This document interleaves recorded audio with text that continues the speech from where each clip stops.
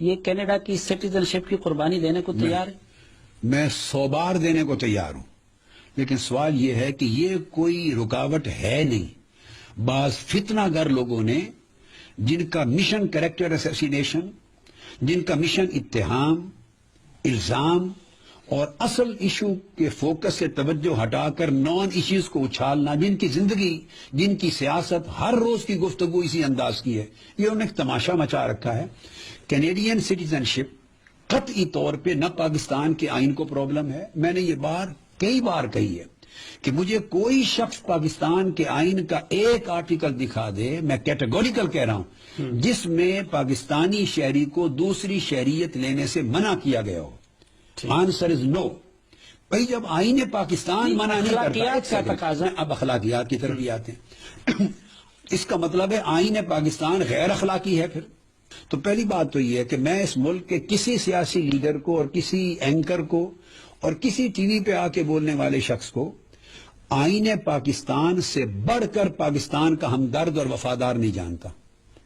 آئین سب سے بڑا وفادار ہوتا ہے اپنے ملک اور ریاست اور سلطنت کا۔ جس چیز کو وہ بین اور جرم قرار نہ دے، کوئی شخص چیختا پھرے، وہ جرم نہیں ہو سکتا۔ کیا قانون پاکستان کی وفاداری کے خلاف بنا ہے؟ انہیں چاہیے کہ 5 سال باتیں کرنے والے 5 سال جب اسمبلی میں تھے تو اگر اس سے پاکستان کی وفاداری میں تقسیم ہوتی ہے، اگر یہ اخلاق کے خلاف ہے تو اس کی امینڈمنٹ کر کے اس کو نکال دیتے ہیں۔ کہ آئین نے یہ کہا ہے کہ اگر کوئی شخص الیکشن کنٹیسٹ کرنا چاہے ممبر آف پارلیمنٹ، اور اس سے پھر آگے جو عہدے ہوتے ہیں، ممبر آف پارلیمنٹ کے الیکشن کے لیے اسے ایک شہریت رکھنی ہوگی، اپنی دوسری چھوڑنی ہوگی۔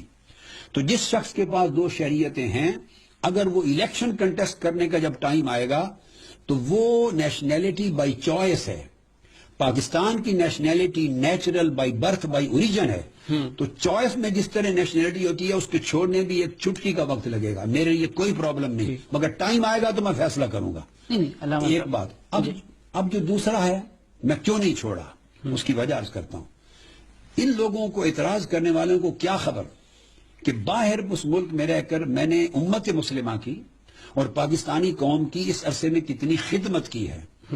مجھے علم ہے کہ جب یہ پاکستان میں 1990 کی جو گلف وار ہوئی تھی اور اس کے بعد جب 9/11 ہو گیا تھا، یہ ہو جانے کے بعد اور پاکستان میں دہشت گردوں کو ٹھکانے مل گئے تھے، میں نے 5-6 ملکوں کے ویزے کرنے تھے، وزٹ، اور میں نے اپلائی کیا ویزوں کے لیے۔ میری کانفرنسز کی ڈیٹس تھی، کانفرنسز صحافی صاحب گزر گئیں اور ایمبیسیز نے ویزے نہیں دیے، وہ سکروٹنی ہو رہی ہے، چیک اپ ہو رہا ہے، رپورٹ نہیں آئی، مہینے ایک ملک کے ویزے پہ لگنے شروع ہو گئے۔ میری دنیا کے 90 ملکوں میں تنظیم ہے، انہوں نے امت مسلمہ کی سطح پر اعتراض کرنے والوں نے کیا ہے سوائے لوٹ مار کے؟ مجھ پر اعتراض کرنے والے 10 سال دوسرے ملکوں میں پناہ لے کر آئے ہیں، 10 سال 14 سال پناہ لے کے بیٹھے ہیں۔ ایران کے لیڈر آیت اللہ خمینی 18 سال دوسرے ملکوں میں رہے انقلاب کے لیے، ایرانی قوم نے تو ان سے یہ بات نہیں کی۔ ماؤ زے تونگ نے 14, 15, 18 سال باہر رہے، تربیت کی قوموں کی بعد میں آئے، اس قوم نے کوئی بات نہیں کی۔ انہوں نے علامہ جمال الدین افغانی نے زندگی کا بیشتر وقت 20 سال باہر دنیا میں گزارا، پھر آئے، اس قوم نے بات نہیں کی۔ اور یہ سوال مجھ سے 18 کروڑ عوام نے نہیں پوچھا ہے۔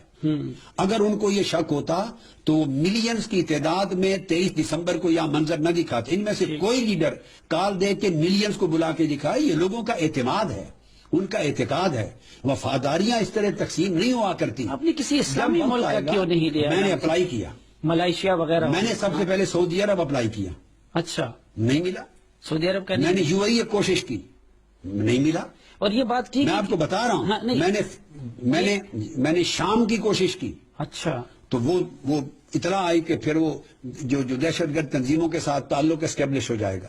اگر مسلمان، میری اول ترجیح مدینہ طیبہ میں رہ کے دینی کام، ریسرچ کا کام کرنا تھا، عربی کتب مجھے میسر ہیں، تو سعودیوں نے الاؤ نہیں کیا؟ نہیں الاؤ نہیں کیا، میں اس بات میں ڈیٹیل میں نہیں جانا، اور یہ میں نے بتا دیا۔ ایک بات یہ بھی کہیے کہ آپ کو سعودی عرب میں الاؤ نہیں کیا جا رہا ہے، باقی کوئی پابندی نہیں، عمرے کے لیے کبھی زندگی میں بین نہیں کہ میں ہر سال عمرہ کرتا ہوں۔ آپ آخری میں نے پرماننٹ اس سال بھی عمرہ کر کے آیا ہوں، ابھی کسی جون میں عمرہ کر کے آیا تھا، مجھے فیملی ساری، میں ہر سال عمرے پر جاتا ہوں۔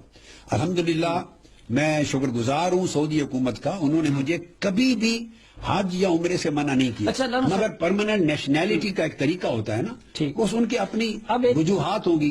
میں نے یو اے ای کی ٹریول کی کوشش کی، وجوہات ایک بھی جو نہیں دی. عملی مشکل آ رہی ہے، مثلا اس وقت کینیڈا کی فوج افغانستان میں لڑ رہی ہے، تو ہمارے آپ اس موضوع کو میں اتنا بول چکا اچھا، میں اس سے آگے چلیں. آخری سوال، میں بہت بول چکا ہوں. آخری سوال، ہمارے شیخ الاسلام صاحب کی ہمدردی اس وقت کینیڈا میں مزاحمت کرنے والے طالبان کے ساتھ ہے یا کہ ان سے لڑنے والے کینیڈا کی فوج کے ساتھ؟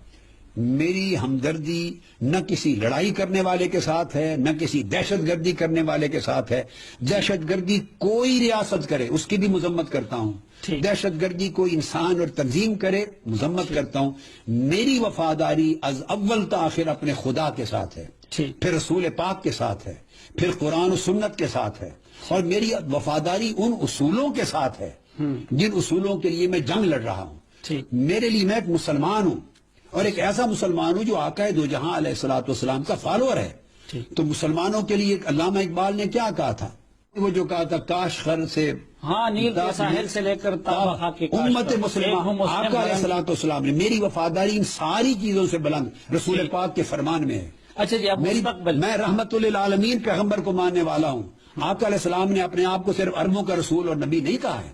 آقا علیہ السلام مکہ میں پیدا ہوئے، الگ نیشنلٹیز تھی نا اس وقت، پاسپورٹ تو نہیں تھے بھائی، امیگریشن تو نہیں تھی، مگر سکونت مدینہ میں اختیار کی.